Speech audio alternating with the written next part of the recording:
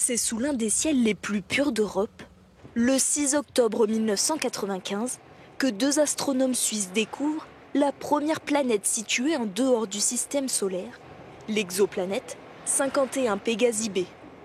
Ils n'ont pas vu directement la planète, ils l'ont détectée indirectement en étudiant très précisément l'effet de la planète sur son étoile, et même plus précisément l'effet de la planète sur le mouvement de son étoile. C'est le mouvement de son étoile, de cette étoile qu'ils ont pu détecter, et en déduire qu'il y avait une planète qui tournait autour de cette étoile.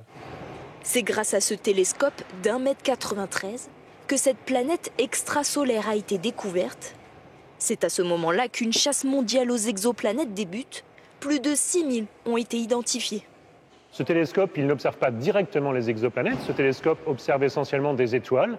Mais en étudiant très précisément le mouvement des étoiles, il arrive à en déduire que certaines de ces étoiles ont des planètes qui tournent autour de ces étoiles. Donc, il arrive à caractériser les probabilités de ces planètes, leur taille, leur période.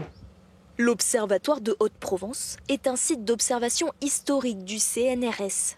Il s'étend sur 98 hectares et ne cesse d'évoluer, avec la création en 2028 d'un nouveau télescope avec un miroir de 2,50 m de diamètre.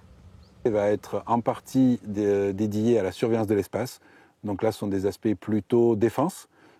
Essayer de faire l'imagerie précise de satellites en orbite basse, qui peuvent être des satellites de, on va dire, pays non amis, par exemple.